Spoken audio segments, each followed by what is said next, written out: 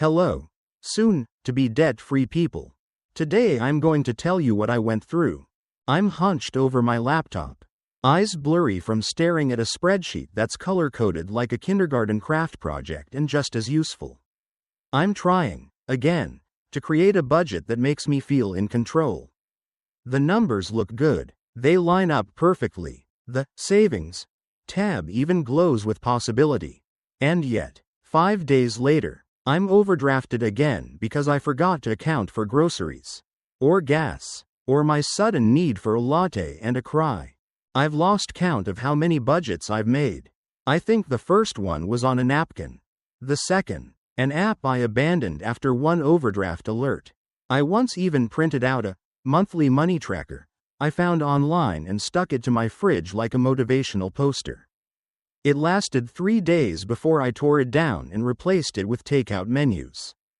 So, before you get comfortable, take a moment to like the video and subscribe, but only if you genuinely enjoy what I do here. Also, let me know where you're watching from and what time it is. I always love seeing who else is up at 2:47 a.m. Googling how to stop being broke forever. Now listen carefully to each word of the following sentence, because it will help you get out of debt immediately. My problem wasn't that I couldn't budget, it's that I couldn't budget honestly.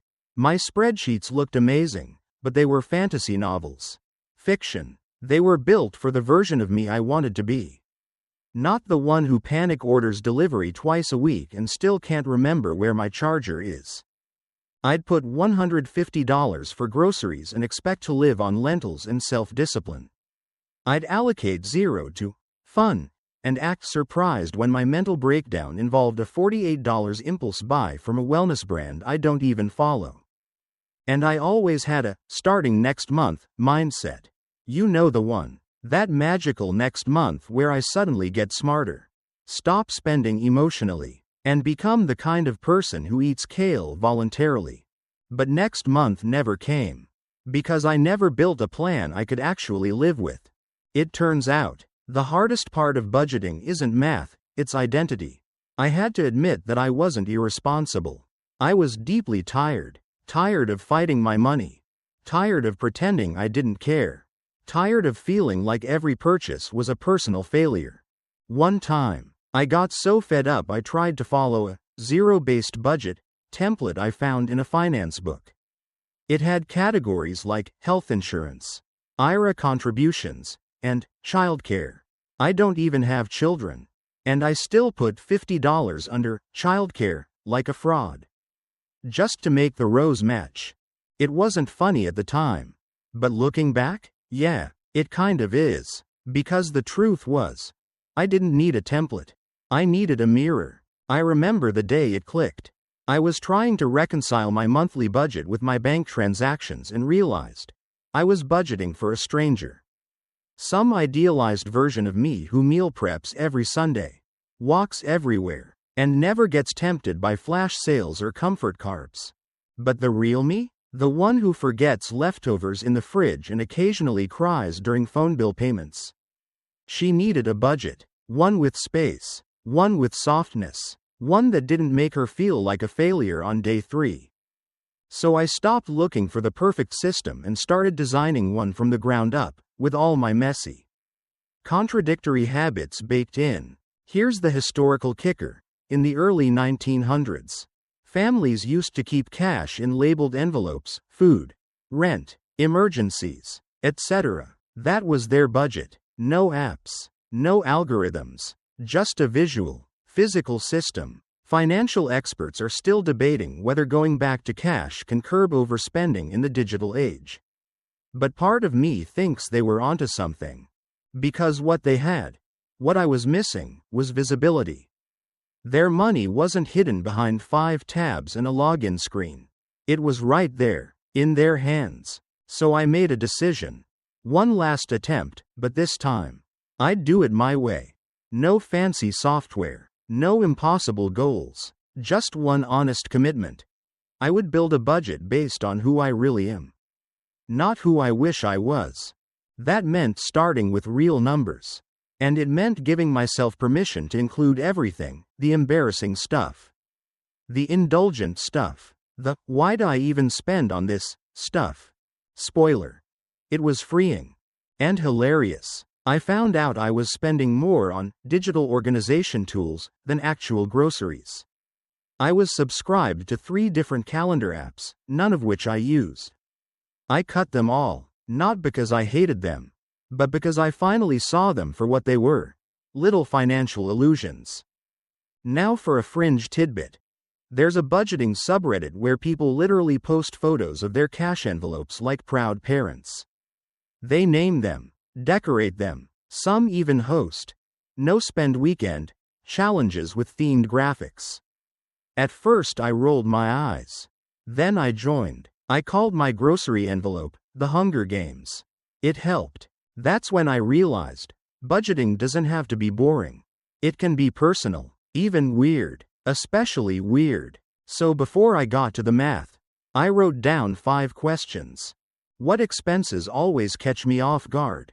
What spending habits make me feel ashamed? What purchases genuinely bring me peace? What time of day am I most likely to overspend?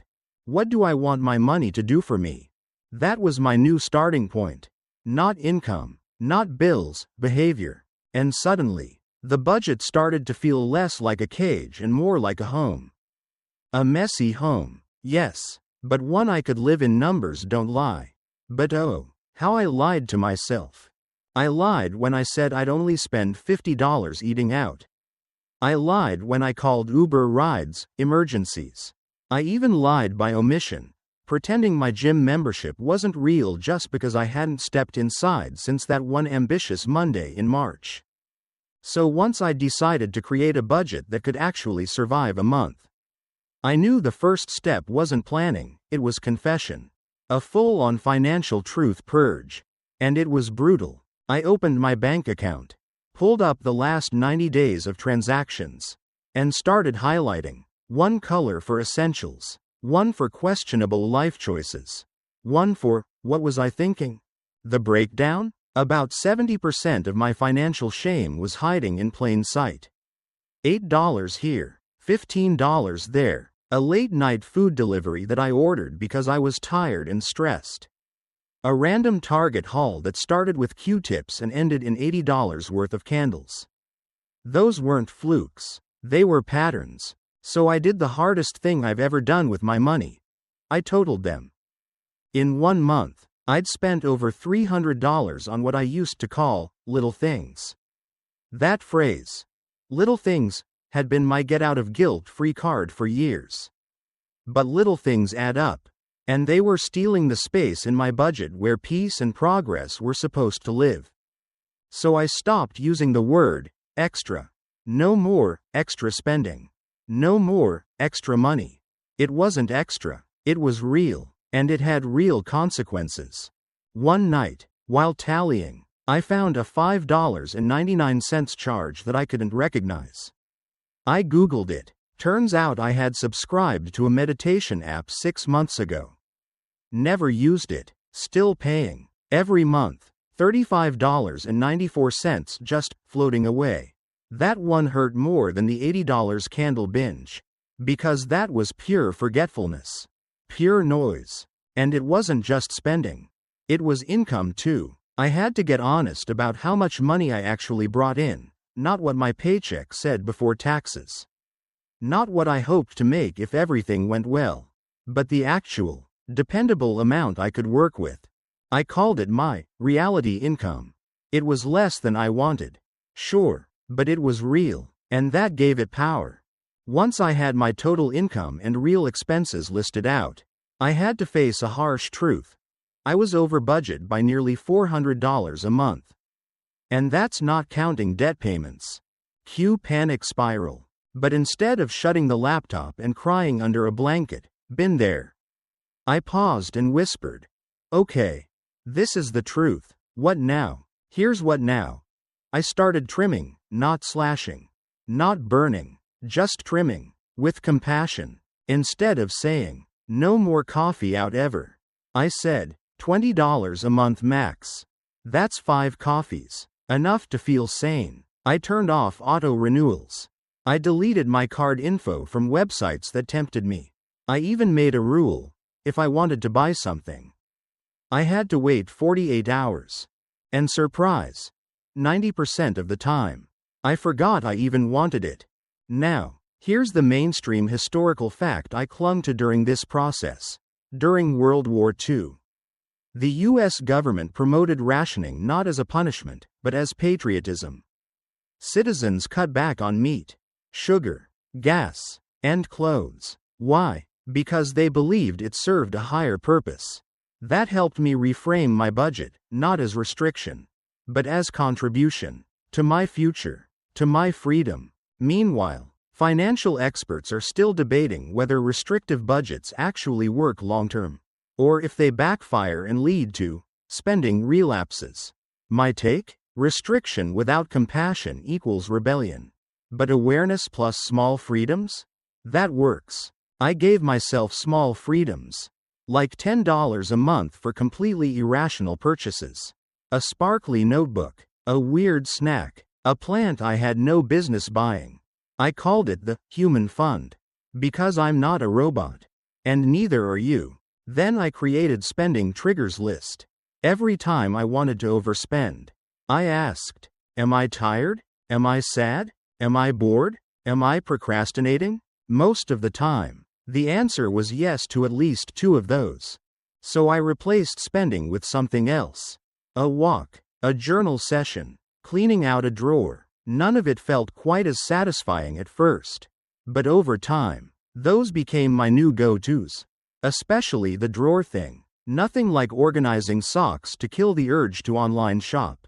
And here's the quirky thing I tried one night. I printed out a spending mood tracker. It looked like a mood journal. But instead of tracking emotions, I tracked why I spent money. I had categories like comfort, celebration, avoidance, actual need. After a month, I had a clear map of my emotional spending habits. Turns out, I didn't need more income, I needed better emotional coping skills. But this isn't about perfection. I still slipped up. I still ordered delivery after a bad day. I still impulse bought a book I never read. But I tracked those too. I called them blip buys. And I forgave myself. Because the goal wasn't to be flawless. The goal was to be awake. That's the moment things change, not because I had extra money, but because I had extra clarity. And when you have clarity, you can create something that actually works. So now I'm standing at a crossroads, with all the raw, uncomfortable truth out on the table. I know my real income. I know my real expenses. I even know how I emotionally sabotage my own money. It's like I've stripped everything down to studs. And what's left is the question. What kind of budget can I actually live with? Not admire, not resent, not use for 4 days and then forget, but actually stick with, on bad days, bored days, accidentally spent $20 on snacks, days. So I start building. I grab a fresh notebook. Not a spreadsheet, not an app, just paper and a pen. Because I need to feel this in my hands. First column. Non-negotiables. Rent, utilities, groceries, transportation, minimum debt payments. I tally them up. No editing, no wishful thinking. Just what has to be paid. Second column. Reality comforts. This is where I put the human stuff. The $5 Friday coffee. The Netflix subscription I actually use. That one takeout night that saves my mental health. This category? It keeps me from feeling like I'm on a diet with no cheat days. Third column. Goals and progress. This is where the future starts to bloom. Even if I can only toss $25 a month toward savings. Or $10 extra on a credit card. I put it here, because forward motion is non-negotiable. Last column. The number fund. I put $50 here. This is for flat tires. Surprise vet bills. Forgotten birthdays. It's like emotional insurance. Every time I don't touch it, I celebrate. This structure becomes the spine of my budget. It's not glamorous, but it breathes. It has margins. It lets me make mistakes. And I even make space for a fifth column, tiny joys. This is my reward system. If I stick to my budget each week, I put $5 into this envelope. When it hits $20, I use it for something that feels luxurious but harmless. A new plant, fancy snacks, a solo movie night with popcorn I didn't microwave myself.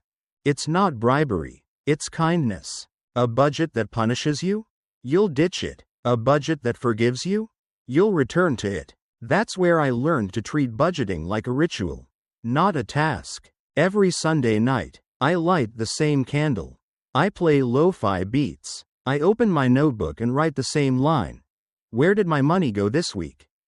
Sometimes I laugh. Sometimes I cringe. But I never skip the ritual. It's like brushing my teeth for my bank account. And here's the weirdest trick that helped me stick with it. I gave every dollar a nickname. My rent payment? The Roof Dragon. My grocery money? Snack Stack. My gas fund? Escape Fuel. Yes, it's silly, but it made the numbers feel less cold, less scary, more like characters in my little financial RPG. Quirky tip? There's a whole community online that gamifies their budgets. People draw graphs like RPG health bars. Some turn their credit card payoff journey into a boss battle tracker. I even saw one guy who created a debt bingo card. I thought it was weird until I made my own. Financial experts are still debating whether fun budgeting helps or hinders progress, but in my case, adding personality made me stick with it. And that's the whole point. Now, let's talk about flexibility, because a budget that only works when everything goes right is a budget that doesn't work at all. That's why I build in wiggle room. Every category has a $5 to $10 buffer. If I overspend slightly, I shift things around without shame. If I underspend, I roll it forward or give it to savings. Either way, I stay engaged. And here's the thing. I do still mess up. But now, it's not failure, it's feedback. Overspent on food this week? I check why. Was I unprepared? Was I stressed? Did I skip groceries and fall into the takeout trap? My budget is a teacher now, not a warden. Over time, I even created a second version, my bare bones budget. This is the if things go wrong version.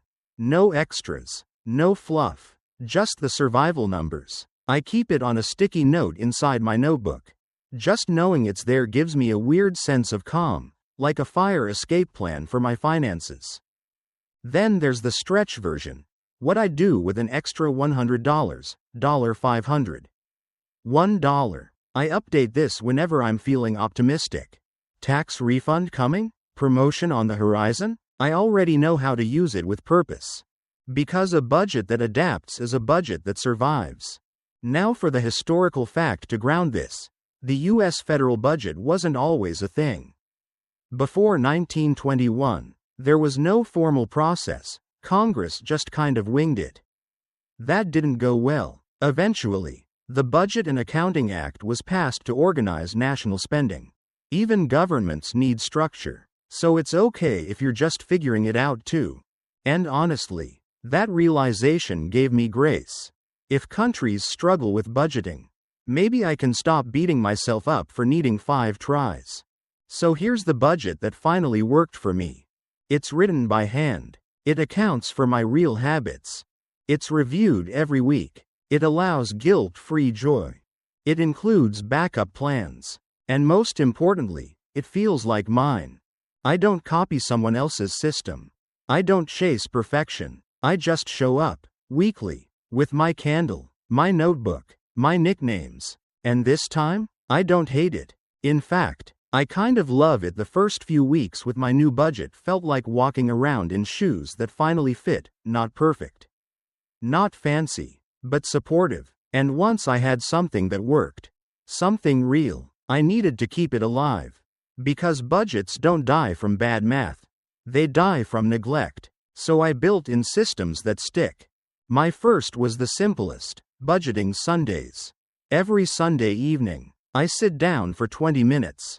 That's it, just me, my notebook, a cinnamon-scented candle, Yes. Again. And a cup of tea that I pretend is fancy but actually came from a discount box with a dent in the corner. I review the week. What went right? What didn't? I move numbers around. I roll forward unused money. I check upcoming bills. I update my progress bar for debt payoff. I light the candle as a signal to my brain. This is sacred time now. This is when we take care of the future. It's become a ritual so familiar that skipping it feels like forgetting to brush my teeth. And that's kind of the point. Repetition builds resilience. Then came my second system, visual trackers. Yes, I became that person. I printed out a chart with boxes, one for every $50 of debt. Every time I paid it down, I colored in a box. It lived on my fridge, right next to the expired coupons and that one magnet from a pizza place I never ordered from. It sounds basic, but coloring in a box? Weirdly addictive. That tiny act made my progress visible. It reminded me that no matter how slow it felt, I was moving. Financial experts are still debating whether analog tools like trackers are more effective than apps. But for me, there was magic in the physicality. Touching the tracker made the win feel real. My next upgrade was digital. I set up bank alerts for everything. Low balance, large transactions, weekly balance summaries. Not because I love notifications, I don't. But because I needed friction. Every time I got that, "You just spent $42.87, text. It snapped me out of autopilot. That awareness? Priceless. I also unlinked my debit card from shopping apps. Deleted saved card info. Unsubscribed from sales emails. Basically, I broke up with future me's worst enemy, convenience spending. And just like that, I created a digital boundary. Another system I added, the laminated mantra. I printed a sentence, laminated it, and tucked it into my wallet. It reads, "Your peace costs less than this purchase." That little card has stopped more impulse buys than willpower ever could. It's like carrying around a calm, supportive friend in your pocket. I even gave it a name, Coach Calm. Yes, I name my systems. Don't judge me. Then there's the accountability check-in. Once a month, I tell someone how my budget's going. Sometimes it's a friend. Sometimes it's my dog. Sometimes it's just a voice memo I record for myself. But speaking it out loud? It adds gravity. It transforms vague ideas into truths you're living. One time I confessed to my friend that I'd blown my entire fun budget on overpriced skincare and microwave popcorn. She laughed. I laughed. Then she sent me a face mask in the mail and said, "Self-care doesn't have to be expensive." I wrote that in my journal. And speaking of journals, I added a money mood log. Just a few lines each week. What's one money choice I'm proud of? What made me feel anxious? What surprised me? What am I learning? This turned my budget from a task list into a story, a living thing that grew with me. And the more I paid attention, the less I judged myself. Now for a strange trick that somehow works. I gave my budget a name. Not like Monthly Budget 2024, XLSX. I named it the Life Map. Every Sunday, I open a notebook that says Life Map on the front. That word reminds me this isn't just math. It's meaning. It's direction. It's how I get from survival to serenity. And here's the historical angle. Did you know Ben Franklin tracked every penny he spent?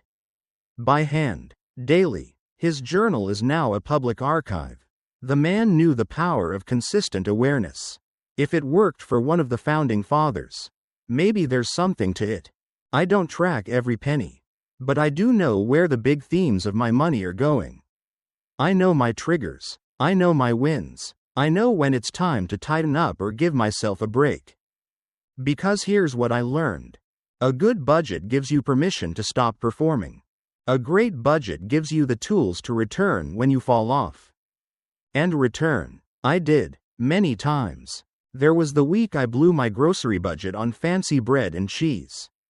The week I forgot a bill and had to reshuffle everything.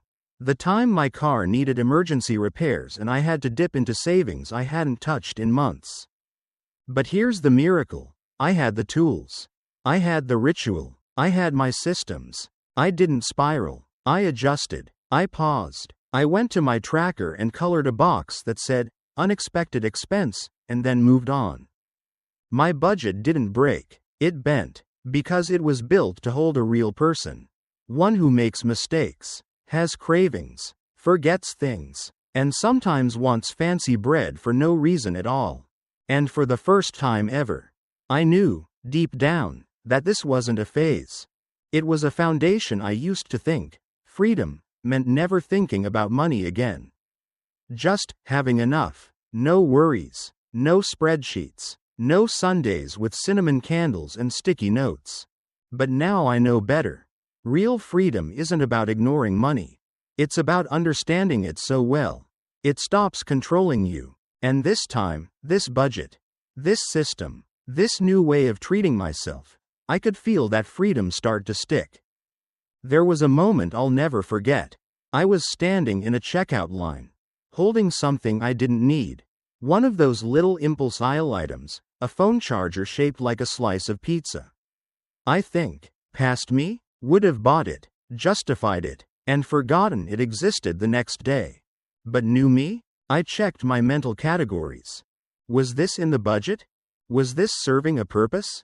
Would I still want it in 48 hours? The answers were no, and absolutely not. So I smiled, put it back, and walked out feeling richer than ever. It wasn't the money I saved. It was the confidence, the clarity, the quiet that comes from knowing you made the right choice, even when no one's watching. That's when I realized, this budget isn't just numbers. It's me, rewritten.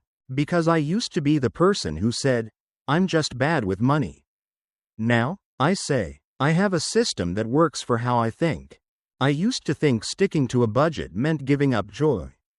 Now I know it protects joy, by making sure it's sustainable, guilt-free, and not followed by overdraft alerts. And you know what else changed? My sense of time.